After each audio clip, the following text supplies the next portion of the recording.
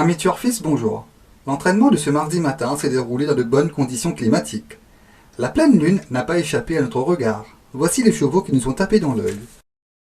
Vettel, sous la conduite de Gavin Lerena, a laissé une belle impression au niveau de l'aisance, alors qu'il travaillait en compagnie de Sweep Forward, qui avait Boutanive sur le dos.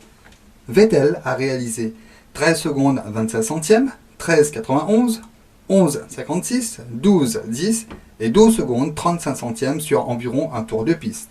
Seeking Angelo, sous la conduite de Johnny Jaroudis, s'est accordé un bon travail de maintenance sur 800 mètres. Sublime dans son action, et sans se tromper, on peut dire qu'il affiche la forme de sa vie actuellement.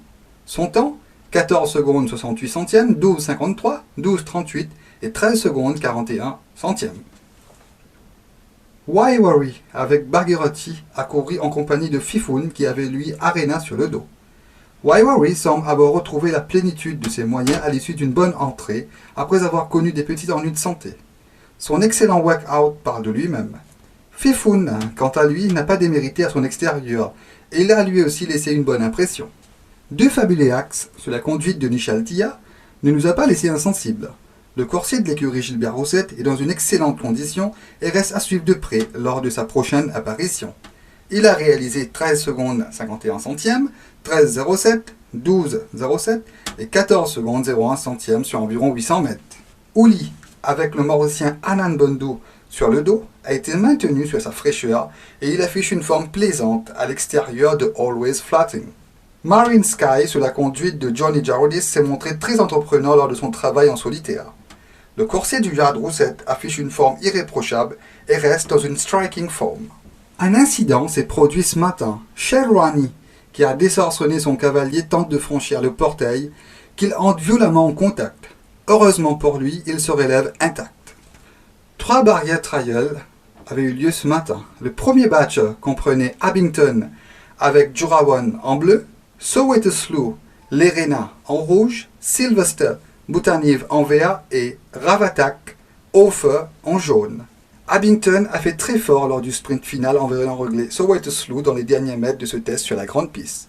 Sylvester n'a pas mal fait pour autant avec une 3e place devant Ravatak qui s'est montré légèrement lent lors de sa sortie d'Estal. Le deuxième groupe comprenait Captain Matthew, nouveau de l'écurie Gajadar avec Lerena en rouge, Tube Wave, nouveau de Mingar avec Naiko en vert, Mr. Oshkosh avec Bola en jaune et Blank Gambit avec Bassante en bleu. Mr. Oshkosh a fait montre d'une belle aisance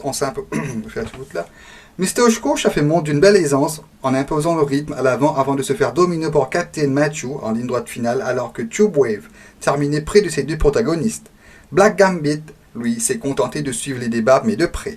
Le troisième et dernier batch comprenait le nouveau Lord Hall avec Lerena en rouge, Last Emperor, toujours du Yard Gajadar Boutanive en vert, Maverick, Pedro Jurawan en bleu et Usho Keleti avec Hofer en jaune. C'est un nouveau cheval de l'écurie Raméchois Gajadar.